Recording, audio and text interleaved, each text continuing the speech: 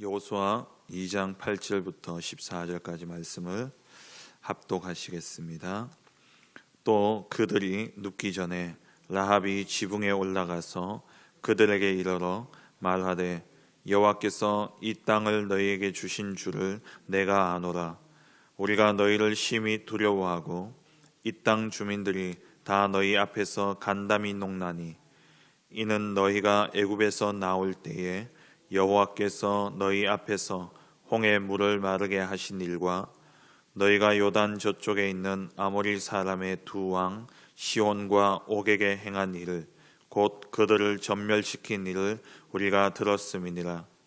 우리가 듣자 곧 마음이 녹았고 너희로 말미암아 사람이 정신을 잃었나니 너희의 하나님 여호와는 위로는 하늘에서도 아래로는 땅에서도 하나님이시니라. 그러므로 이제 청하노니 내가 너희를 선대하였은즉 너희도 내 아버지의 집을 선대하도록 여호와로 내게 맹세하고 내게 증표를 내라. 그리고 나의 부모와 나의 남녀 형제와 그들에게 속한 모든 사람을 살려주어 우리 목숨을 죽음에서 건져내라.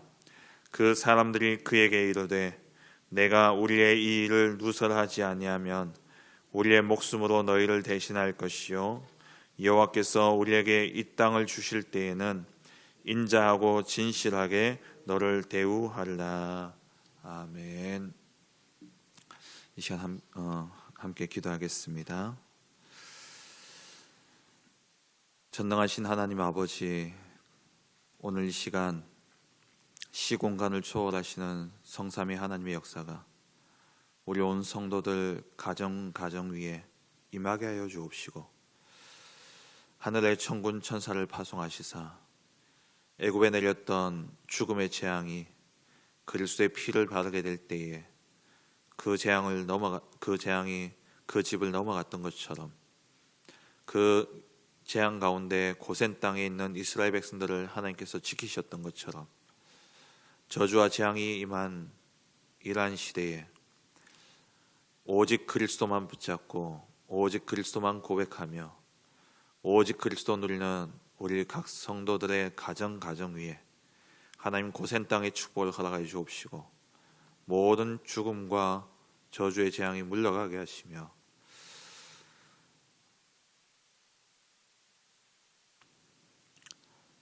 하나님께서 모든 막힌 문들을 여시고 정말 경제와 또 건강과 모든 부분에 있어서 하나님이 지키시는 은혜가 각 가정에 임할 수 있도록 축복하여 주옵소서.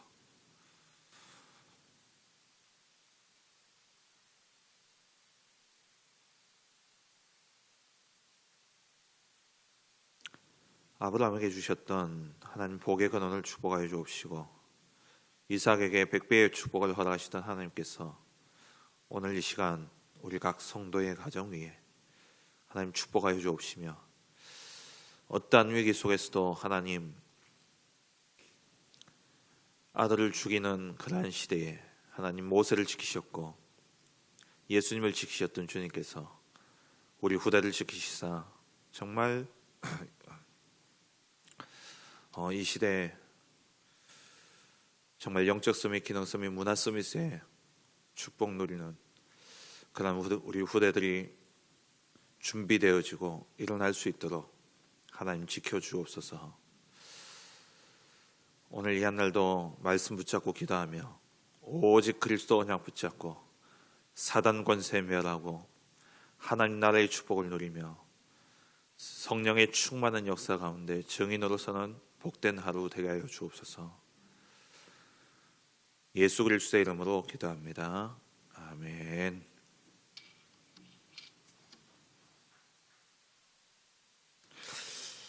오늘 시간 우리 주신 말씀을 붙잡고 출애굽에 쓰임받은 산업인들이라는 제목으로 산업선교 메시지 가지고 함께 말씀을 정리하고 기도하는 시간을 갖기를 원합니다. 시대마다 하나님이 쓰시는 일꾼들이 있습니다. 그런 하나님의 일꾼은 훌륭해서 쓰는 것이 아니라 어디에 있느냐가 중요한 것이죠. 무엇을 붙잡고 있느냐? 아무리 위기를 당하고 어려움을 당한다 할지라도 하나님의 언약 가운데 있는 사람은 하나님이 쓰십니다. 그리고 나를 위해서 사는 것이 아니라 내게 필요한 일을 하는 것이 아니라 정말 하나님이 원하시는 것이 무엇인지를 보고 그리고 내가 있는 현장에 정말 하나님의 계획이 무엇인가를 보는 사람은 시대를 초월하고 그 시기의 모든 저주와 재앙을 넘어서서 하나님이 쓰시는 그러한 일꾼의 축복을 누리게 되어지는 것이죠. 정말 언약을 붙잡고 하나님의 언약이 보여진다면 하나님이 원하시는 것이 무엇인지 보여지고 그러면서 내 있는 현장에서 내가 무엇을 해야 되는 것이 보여집니다. 이것을 보고 천명, 소명, 사명이라고 이야기하죠. 하나님의 언약, 곧 천명을 이야기하는 겁니다. 그게 우리의 정체성이고요. 그리고 하나님이 원하시는 것, 그게 소명이죠. 그럼 하나님이 원하시는 것을 보면은 그것은 곧 뭐냐면 시간표가 보이는 겁니다. 하나님이 원하시는 것을 보고 하나님이 원하시는 시간표에 나를 들여야 되는 것이지 하나님이 원하시는 것을 보고도 내가 할 수 있을 때에 내가 여유가 있을 때에 그때 한다면 하나님의 시간표는 지나가 버리는 것이죠. 소명은 곧 뭐냐? 시간표입니다. 콜링, 하나님 부르실 때에 하나님 앞에 나를 드리는 것이 중요한 것이죠. 그리고 현장에서 하나님의 계획을 본다라는 것은 곧 사명을 이야기합니다. 안 하면 안 되는 것이죠. 꼭 해야 되는 절대성을 이야기하는 것입니다. 천명과 소명과 사명, 하나님의 언약을 붙잡고 하나님이 원하신 것을 보고 하나님이 내가 있는 현장에 필요로 하신 하나님의 계획을 보는 것, 그때에 하나님께 우리의 인생이 쓰임받고 그때 우리가 하나님 앞에 능력과 상관없이 하나님 앞에 쓰임받게 되는 것이죠. 출애굽의 여정과 또 여리고성을 정복해가는 그러한 여정 속에 이 세 가지를 보면서 쓰임받았던 세 인물이 나옵니다. 많이 있겠지만 그 가운데서도 우리가 세 명을 살펴볼 텐데요. 첫 번째로 요게벳입니다. 이 요게벳은 그 이름의 뜻이 뭐냐? 여호와는 영광이다라는 뜻이에요. 요게벳은 모세의 어머니죠. 모세의 어머니인데 모세의 아버지 이름은 사실 우리가 잘 언급을 잘 안 합니다. 요게벳이 워낙 대단하기 때문에 우리도 그 브릴스가 이야기할 때에 그 남편 아굴라 이야기를 잘 하지 않듯이 레위 사람이죠. 그러니까 레위 사람 아므람의 아내로서 이 요게벳도 레위 사람입니다. 레위 남자가 레위 여자에게 장가를 들었다라고 출애굽기 2장 1절에 나오죠. 모세의 이 부모님은 모두 다 레위 사람이었습니다. 사실 모세가 태어날 때에는 이 모세 부모에게 제사장 직분이 주어졌던 것은 아닙니다. 모세 이후에 아론부터 시작해서 그 레위 지파가 사실 제사장의 그런 직무를 담당하게 되어지죠. 12지파 가운데 제사장으로 선택받고 쓰임 받았던 레위인들이 쓰임 받았던 때는 출애굽 이후에 일어났던 일입니다. 하지만 이 가문이 레위 사람으로 그런 레위 지파의 그런 조상으로 그런 레위 지파로서의 그러한 일들을 감당하게 되어지는데 이 레위 지파가 했던 일들은 성전을 지키고 성예배 제사와 함께 성소에서 이루어지는 모든 일들을 감당하는 것이 바로 레위 사람들의 역할입니다. 그러니까 이들은 다른 것 신경 쓰지 말고 오직 온 백성들이 하나님께 나와 하나님을 경배하고 백성들의 영적인 것을 책임지도록 따로 구별되어서 택한 민족이 레위 지파죠. 그럼 나머지 12지파는 어떻게 되어지냐? 우리가 보통 12지파 하는데 야곱의 아들은 12명이지만 사실 이스라엘의 지파는 13지파입니다. 요셉 지파는 없고 요셉의 두 아들 에브라임과 므낫세 이 두 아들에게 야곱의 아들의 그 축복을 주었기 때문에 그래서 요셉 두 지파의 축복을 받았기 때문에 합쳐져서 그래서 13지파고, 그래서 레위 지파를 빼면 12지파가 11조를 내 가지고 레위 지파를 먹여 살렸죠. 레위 지파에는 땅이 따로 주어지지 않고 성전, 성막의 일들을 주어졌습니다. 그 나머지에 거할 그런 거처는 주어졌지만 경작할 땅은 주어지지 않았던 것이죠. 그 개념에서 나온 게 11조고, 그 개념에서 나온 게 주의 종들은 오롯이 말씀과 기도에 전무하고 교회를 섬기도록 하는 것이고, 성도들의 11조를 통해서 거기에서 나오는 그 재정을 가지고 그 교육자들에게 또 목회자에게 사례를 이렇게 주게 되어지는 것이죠. 그래서 주의 종들은 어쨌든 주의 백성들의 영적인 것을 책임져야 되고, 24시 성수의 불을 꺼지지 않도록 지켰던 것처럼 주의 종들은 성도들을 위해서 24시 기도하고 그들의 영적인 것을 책임지는 것이고, 우리 주의 백성들은 주의 종들의 육신적인 것을 책임지는 것, 그게 하나님이 세우신 그러한 제도입니다. 그리고 이 요게벳은 모세를 숨겨서 키웠죠. 모세의 아름다움을 보고 그 아들이 죽어가는 그러한 때에 모세를 숨겨서 키웠고, 또 어느 정도 컸을 때에 더 이상 숨겨둘 수 없기 때문에 모세를 떠나보내게 되어집니다. 그런데 이 요게벳이요, 보통 언약을 붙잡은 여인이 아니었다는 거예요. 보통 그 하나님이 원하시는 그것을 본 여자가 아니었던 겁니다. 그러니까 진짜 담대하고 믿음이 있었던 여인이에요. 출애굽기 2장에 보면은 나일강에 그냥 떠내려 보낸 게 아니라 갈대 사이에 딱 뒀다고 이야기합니다. 그리고는 미리암을 보내가지고 미리암이 이 아이가 어떻게 되는지 숨어서 계속 지켜봤던 거예요. 근데 그곳이 어디였냐? 애굽 공주가 나와서 목욕하는 곳이었던 거예요. 마침 그때에 이 아이를 보고 이 공주가 마음이, 그것도 하나님이 하신 것이죠. 모든 것이 하나님의 절대적인 주권이지만 그 하나님의 절대적인 주권 속에 믿음으로 쓰임 받았던 여인이 요게벳입니다. 그래서 이 공주가 아이를 보고 불쌍히 여기는 마음을 하나님 주셨고, 그때에 미리암이 가서 이 아이의 히브리인 아이인데 이 히브리인 아이의 젖먹일 유모를 내가 구하겠다. 공주가 눈치를 챘을 거예요 아마. 그리고 이제 요게벳이 이 아이를 데려다가 젖을 먹이고, 왕궁에 들어가서 젖을 먹인 게 아니라 아이를 집에 데려와서 젖될 때까지 키웠습니다. 그 말은 뭐냐?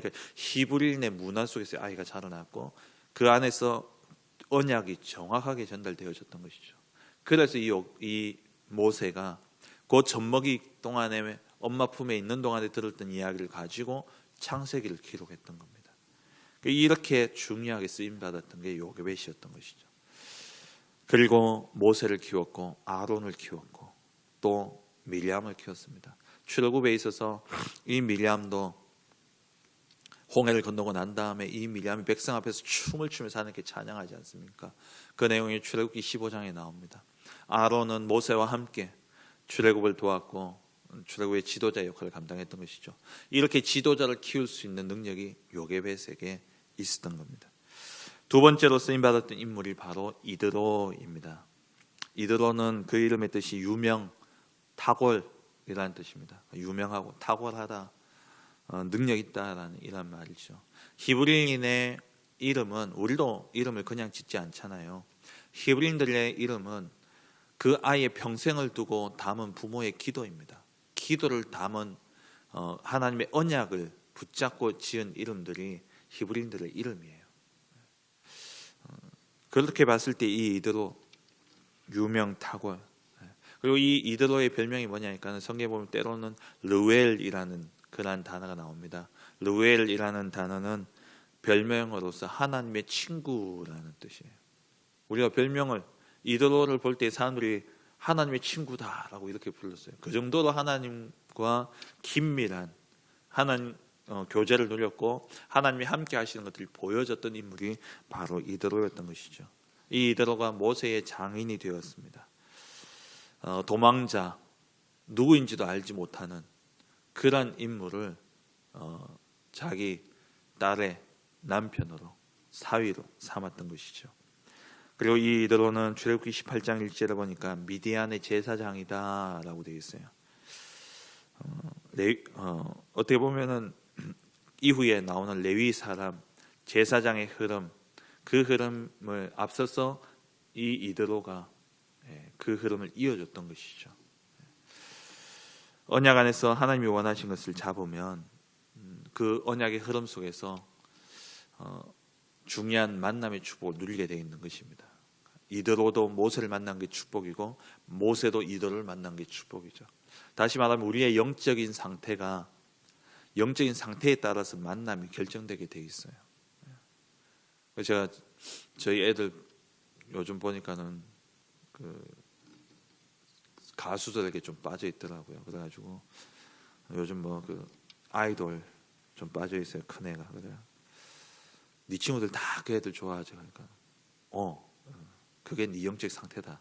자, 그랬더니만 발끈하면서 나는 걔들 알기도 전에 이 아이들 좋아했거든 이러더라고요. 그래서 그걸 좋아하니까 그 좋아하는 애들 만나는 거라고.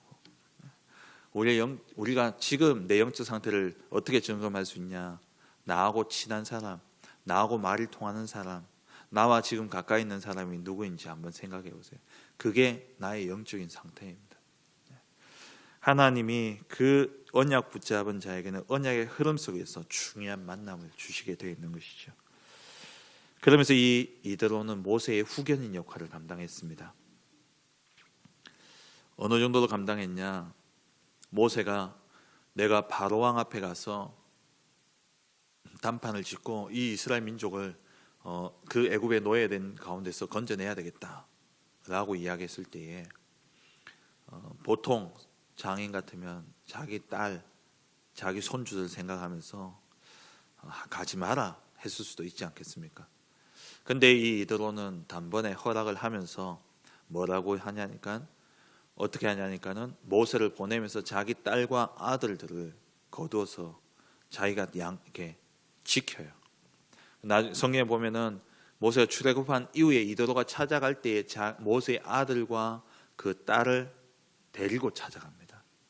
그러니까 중요한 시간에 신경 쓰지 않도록 딱 자기 그 처자식을 자기가 딱 지켜주는 거예요. 이드로가. 그 정도 모세의 후견인 역할을 했습니다.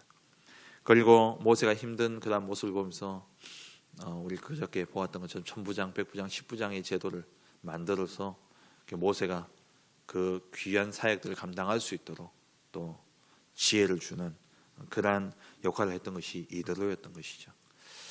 그리고 세 번째 인물은 요단 강을 건너서 여리고 성을 정복하는 데 있어서 또 가나안 땅을 정복하는 데 있어서 가장 중요한 역할을 했던 인물 라합입니다.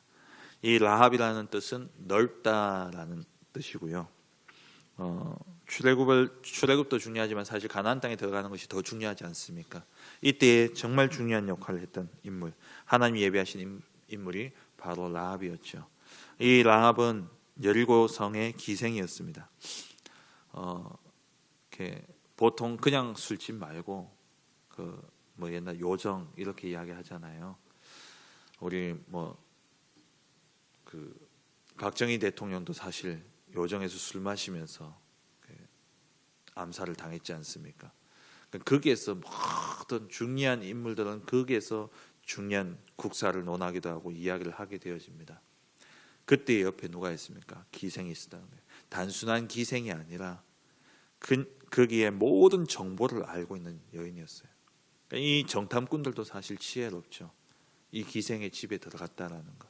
그러니까 그 집에 들어가게 되어졌다라는 거. 거기서 모든 정보를 얻게 되어지는데 이 라합이 그런 가운데 이 정탐꾼들을 숨기면서 정보를 이야기하는데 어떤 이야기를 합니까? 오늘 읽었던 본문이죠. 9절 말씀에 여호와께서 이 땅을 너에게 주신 줄을 내가 안다. 모든 정보를 들어보니까 진짜 하나님이 이 땅을 주셨구나. 내가 알겠다라는 거예요. 그러면서 우리가 너희를 심히 두려워하고 이 땅 주민들이 너희 앞에서 간담이 녹았다. 그러면서 어느 정도로 이 여인이 고백을 하냐니까 과거, 현재, 미래를 다 봐버려요. 하나님이 이끌어 가시는 과거, 현재, 미래를 다 알고 고백하는 겁니다. 10절 말씀에 이스라엘 민족들의 과거죠. 애굽에서 나올 때부터 시작해가 홍해를 건넌 것과 요단 저쪽에서 아모리 전투에서 승리했던 그러한 것, 40년 동안 너희가 하나님 지키셔서 광야길에서 죽지 아니하고 그렇게 건너왔던 모든 이야기를 우리가 들었다. 그러면서 너희의 하나님은 위로도 하나님이고 아래로도 하나님이다 라고 이야기하죠. 그게 그러한 과거의 모든 소문을 듣고 현재의 상황을 이야기하는데, 지금 이 땅의 거민들은 다 간담이 녹았다라고 이야기를 합니다. 현재의 상태를 보고 11절에 우리가 듣자 지금 곧 마음이 녹았고 너희로 말미암아 사람이 정신을 잃었다 라고 이야기하죠. 그러면서 미래 바라보면서 반드시 이 이스라엘 민족들이 가나안 땅을 정복할 것이기 때문에 나와 우리 가족들을 지켜달라 라고 이야기를 하는 겁니다. 언약을 알고 하나님이 원하시는 것을 알고 이 현장을 향한 하나님의 계획을 본 그런 라합은 중요한 결단을 하게 되어지고 중요한 헌신을 통해서 그 가정과 가문이 살게 되어지는데, 룻기서를 보면은 이 족보가 나오죠. 마태복음 1장에도 족보가 나옵니다만은 이 라합은 살몬이라는 유대 지파에 있는 살몬이라는 사람과 결혼하게 되어지고 아들을 낳았는데 그 아들이 바로 룻기서에 나오는 보아스고, 이 보아스가 룻과 결혼해서 낳은 아들이 오벳이고요. 그 오벳의 아들이 이세고 이세의 아들이 다윗입니다. 다윗의 혈통에서 누가 나옵니까? 그리스도가 나오는 거예요. 말씀을 맺겠습니다. 우리가 정말 하나님의 언약을 보고요, 그 언약을 붙잡고 하나님이 원하시는 일을 위한 작은, 큰 일이 아니더라도 작은 일을 내가 선택하게 될 때에, 그때의 현장 속에서 내가 해야 될 것을 보면서 그 하나님이 원하신 것을 하게 될 때에 그 작은 것이 곧 뭐가 되어지냐? 영원한 축복으로 바뀌어지게 되는 겁니다. 요게벳, 모세를 이야기하면 늘 요게벳을 이야기하잖아요. 우리 어머니들의 기도가 뭐냐니까 요게벳 같은 어머니가 되어줄 수 있도록. 얼마나 큰 축복을 받았습니까? 영원한 축복을 받은 거예요. 그리고 이드로, 그리고 라합, 작은 것을 했지만 큰 일을 한다. 물론 큰 일도 중요하지만요, 하나님 앞에서는 큰 일, 작은 일이 없어요. 언약 붙잡고 하나님이 원하시는 일을 한다면 그게 큰 일이고 그게 영원한 일이 되어지는 겁니다. 그때에 우리에게 영원한 작품이 남게 되어지는 것이죠. 우리가 지금 기도하는 이 기도가 결코 작은 기도가 아닙니다. 237 나라를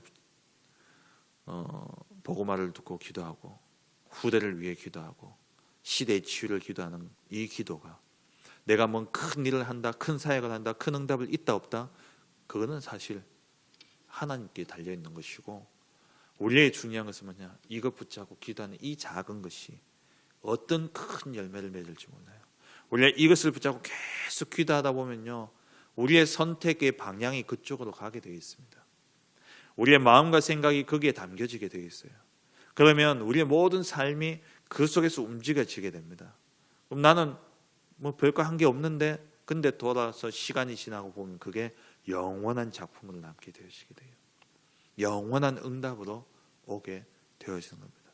내가 정말 기도하며 우리 렘넌트들 한 명 한 명을 놓고 기도했는데 나중에 시간이 지나 보니까 이 가운데서 진짜 시대를 바꾸는 인물이 나오는 거예요. 모세 같은 인물이 나오는 겁니다. 이게 어떤 열매를 맺을지 모른다는 거예요. 내가 사역하면서 정말 힘든 그 영혼을 두고 기도하면서 말씀으로 조금 도와줬는데 나중에 시간이 지나서 보니까 그 사람은 별 응답이 없는 것처럼 보였는데 지나고 보니까 그 자녀들이, 그 후대들이 세계복음에 귀하게 쓰임받는 그런 응답으로 나오는 거예요. 이 기생이었던 라합을 그냥 들여서 결혼해서 아내로 삼았을 뿐인데 그 혈통에서 누가 나왔냐? 몇 대가 지나고 나니까 왕이 나오고 몇 대가 지나고 나니까 그리스도가 나오는 겁니다. 우리의 작은 헌신, 그 작은 헌신이 어디서 나와야 되냐? 하나님의 언약을 붙잡고 하나님이 원하시는 것을 보고 하나님이 내가 있는 현장에서 하나님의 계획을 보고 기도하고 선택한 그 작은 선택이 이러한 큰 응답과 열매로 맺혀지게 되어지는 것이죠. 오늘 이 한 날도 정말 기도 속에 기도의 단을 쌓음으로 말미암아 하나님의 언약이 보여지고 하나님이 원하시는 것을 보고 하나님이 원하시는 그 계획 속에 있는 우리 모든 성도님들 되어지시길 주의 이름으로 축원합니다. 기도하겠습니다. 무엇을 할까 고민하지 마시고 하나님, 정말 하나님의 계획이 무엇입니까? 하나님이 원하시는 것이 무엇입니까? 이 한 번의 질문이 영원한 축복으로 우리에게 오게 되어집니다. 오늘 이 한 날 정말 기도의 시간을 통해서 하나님, 오늘 이 한 날 동안 정말 하나님이 원하신 것을 보고 하나님의 계획 속에 있는 복된 한 날 되게 해주시옵소서. 기도하시고 그 기도의 단을 통해서 여러분 개인 교회가 회복되어지고 현장이 회복되어지고 그리고 우리 공교회 하나교회와 테크노폴리스 하나교회가 더욱더 굳건히 세워지는 은혜가 있도록 강단의 말씀을 붙잡고 기도하시고 또 우리 교회 주신 10가지 기도 제목과 또 5가지 테크노폴리스 하나교회 기도 제목들을 가지고 기도하시고 영육간에 질고당하는 우리 성도님들 또 우리 배집사님 위해서 특별히 기도해 주시고 또 우리 선교 현장에 있는 귀한 우리 성도님들 위해서 기도하시고 또 이 사태를 두고 수고하는 우리 모든 분들 위해서 기도하시고 또 우리 총선이 있습니다. 우리 총선을 두고 지금 사실 선거운동도 제대로 안 되어지고 그냥 투표가 이루어져야 될 그런 상황입니다. 그렇다면 이 속에 하나님의 뜻이 이루어질 수 있도록 정말 하나님의 원하시는 방향인 세계복음의 방향 속에 합한 그러한 인물들이 세워져 하나님의 뜻이 이루어질 수 있도록 이 시간 우리 합심해서 주신 기도 제목 가지고 기도하시고 또 개인적인 기도 제목 가지고 힘 닿는 데까지 기도하시다가 자유롭게 일어서겠습니다. 함께 기도하겠습니다.